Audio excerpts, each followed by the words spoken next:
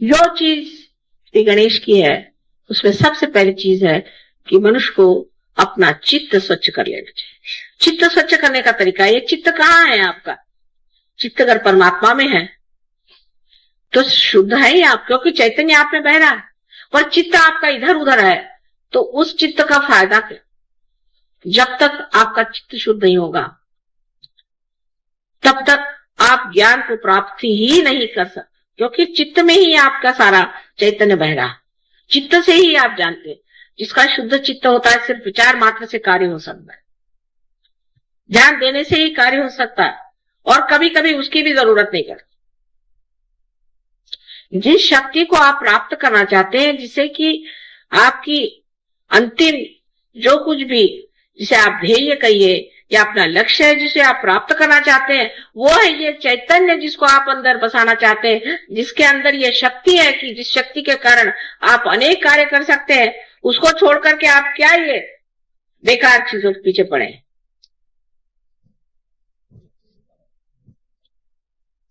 चित्त सारा इसमें रहेगा कि सहयोग में आने से हम कितने रुपए पैसे कमा सकते, नहीं तो क्या क्या चीज मार सकते हैं। उससे जरा ऊंचे उठे तो इस पे चित्त रहेगा कि हम किस तरह से अपनी बीमारी ठीक कर लें। उसके बाद और चित्त उठा तो ज्यादा से ज्यादा ये कि माँ के दर्शन होने चाहिए। अब हर जगह से, कभी औरंगाबाद से तो कभी आपके संगमनेर से तो कहीं से लोग बस आ जमते, दिल्ली से कलकत्ते से जम गए। हम जान करके मुद्दाम, मराठी में शब्द है इसका, कोई और वो नहीं है, पर्याय नहीं, मुद्दाम जान करके हम आए। क्यों आए भाई? मेरे पास टाइम नहीं है यहाँ मुद्दाम आए कि सबसे लड़ाई करने का, कि माँ के दर्शन, हम दर्शन कर रहे हैं। दर्शन तो तुम्हारे हृदय में ही हो सकते हैं। अरे तुमको इतनी शक्ति दे दी, उसके ही दर्शन करो, वो बहुत है। हम तो शक्ति ही है ना, हमें निराकार में तुमने प्राप्त नहीं किया है, इसलिए दर्शन चाहिए। कि बैठ करके घंटों इधर की बात उधर की बात समय बर्बाद करना क्या जरूरत है? शक्ति स्वरूप होने में आप स्वयं शक्ति हो सकते, लेकिन ये रुकावटें कब जाएंगी और कब हम समझेंगे कि हम स्वयं वो शक्ति स्वरूप हो सकते हैं, और हमारे अंदर इतनी शक्तियां हैं, उसके अंदर हमें रोमान होना चाहिए, जिसके कारण कुछ भी न करते हुए सारा काम हो जाए। लेकिन ये विचार दिमाग में नहीं आ सकता आसानी से। अज्ञान ही नहीं है, सिर्फ अज्ञान हो तो मैं कहूं ठीक है, सिर्फ अज्ञान ही, अज्ञान ही नहीं है, लालच जो जकड़े हुए हमें, और दूसरी ममता माया, ये मेरा लड़का, ये मेरा बेटा, ये मेरी बेटी। और जिस वक्त आप इसे सोचते हैं तब ये सोचना चाहिए कि हम माँ के भी तो बेटे हैं, उनकी भी तो बेटी हैं, और उनके ही हम आप बेटे हैं। सजोक्या में आने के बाद आपका जीवन बदल गया, आप दूसरे खानदान में चले गए, आपका घर बदल गया, आपका गोत्र बदल गया, आपकी जाति बदल गई, आपका धर्म बदल गया, आप पूरी तरह से बदल करके एक नए हो गए, नए मानव हो गए हैं। वो क्यों? क्योंकि आपकी माँ जो है उसने आपको जागृति दी, तो आप सब पूरी तरह से बदल गए। जैसे एक गणेश जी को बनाने से हमारे हजारों काम, करोड़ों काम हो जाते हैं, क्योंकि उनके अंदर पूर्णतया माँ पे ही श्रद्धा, माँ के ही लिए सब पूर्णतया शरणागत होने की स्थिति है। सो जब तक वो शुद्धता हमारे हृदय में नहीं आएगी, जब तक हमारे मन में हम उस शुद्धता को प्राप्त नहीं करेंगे, तब तक वो शरणागति आएगी नहीं। ये तो ऐसा ही है कि जब तक आप गंगा पर नहीं जाएंगे और उसमें गगरी नहीं डुबाएंगे, और गगरी के अंदर अगर जगह नहीं होगी तो उसमें पानी कैसे आएगा? ये सीधा हिसाब। सो जरूरी है कि हम अपने चित्त को शुद्ध करें, और चित्त को शुद्ध करके वो शुद्ध चित्त ही हम अपने माँ को दे सकते हैं। अशुद्ध चीज से तो हमें तकलीफ ही होती रहती है, और जब शुद्ध चित्त होता है तो आपको आश्चर्य होता है कि आप स्वयं ही एक पुष्प की तरह महकते रहते।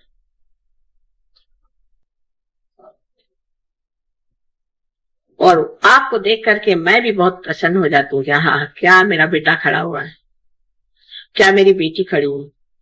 और सब चीजों से मुझे प्रसन्न नहीं होता कि आप बड़े अच्छे कपड़े पहन के मेरे सामने खड़े हो जाएं, सूट बूट पहन के या बाल कटा के मुंह में लिपस्टिक लगा के, उससे मुझे बिल्कुल प्रसन्नता नहीं होती। उल्टे मुझे लगता है ये जा रहे अब रास्ते से हट रहे। इस तरह की जो आधुनिकता है उसे प्राप्त कर लेना, गणेश के ओर से मुंह मोड़ लेना है, उसकी क्या जरूरत है? वो तो पुरातन है और हम भी बहुत ही पुरातन है। इसलिए अगर आप हमारे बेटे हैं और हमारे बेटियां हैं तो जिस संस्कृति को हम पुरातन मानते हैं उसी से आपको चलना होगा और रहना होगा। और इसका नजारा बहुत खराब दिखाई देता है बाहर।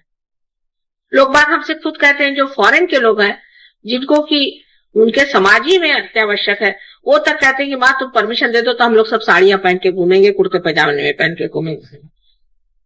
लेकिन हमारे यहाँ उल्टा हाल। तो जो गणेश की संस्कृति है कि इस संस्कृति की अंतरतम जो स्थायी भाव है वो है सौंदर्य। अब आप देखिए, ऐसे तो वो बहुत मोटे हैं, उनके तोंद इतने बड़े हैं, महाकाय हैं, गणेश इतने मोटे दिखाई दे, लेकिन उनका सौंदर्य क्या है, किस चीज का आकर्षण है उनके? लोकमान्य तिलक ने क्यों गणेश की मूर्ति को कितना, ऐसे तो महाराष्ट्र में विट्ठल विट्ठल ही लोग करते रहते सुबह से शाम तक, वहां से विट्ठल भी उठ गए। यहाँ तो विट्ठल की बीमारी है सब, तंबाकू खाकर। लेकिन क्यों लोकमान्य तिलक ने श्री गणेश को ही चुना, और क्यों वही सारे सृष्टि की जितनी भी सुंदरता है उसे बनाते? उनका कौन सा स्थायी भाव है जिसके बगैर श्री राम, श्री कृष्ण, ईसा मसीह या बुद्ध या कोई भी नहीं सौंदर्य में उतर सकते थे? वो कौन सा उनके अंदर भाव था? उनके अंदर वही बाल्य स्वभाव, एक बालक का स्वभाव, इसमें अबोधिता, इनोसेंस, पूरा इनोसेंस उसके अंदर भरा होता। यही चीज जो है सबसे मोहक और सुंदर होती है, ना कि आपकी चालाकी और आपका बनना ठन्ना। ये कोई मोहकता, ये तो 2 क्षण की बात है। एक मुंह पे लोग अच्छा बोलेंगे, पीठ पीछे बुरा कहें। लेकिन जो अबोधिता श्री गणेश की है वही सारे सौंदर्य की सृष्टि सारे संसार में कर। तो सारे सृष्टि का जो रूप है वो श्री गणेश की कार्रवाई है। उनकी जो बालिश बातें हैं, श्री कृष्ण का भी वर्णन वही सबसे अच्छा लगता है जो सूरदास ने किया है कि उठुमकत चलते थे, ऐसे पैर से पैंजन उनके बजते थे, गिर जाते थे। और आश्चर्य की बात है कि वो शीशे में अपना स्वरूप देख करके बड़े खुश होते थे, हालांकि वो विश्व के करता है। जहां उन्होंने अपनी माँ को अपने मुंह को खोल करके और सारे विश्व का दर्शन कराया, और बच्चों जैसी जो बातें करते थे। श्री राम के लिए भी यही कहा था। ईसा मसीह के बारे में लोगों ने उसका बचपन बताया नहीं, लेकिन उनका बचपन श्री गणेश के रूप में आप जान सकते हैं। और इसीलिए जहां जहां बचपन का लोगों ने उल्लेख नहीं किया तो बड़ी भारी गलती कर गए, क्योंकि ऐसे लोगों में आनंद और उल्लास नहीं होता, रोने धोने का धर्म बन गया।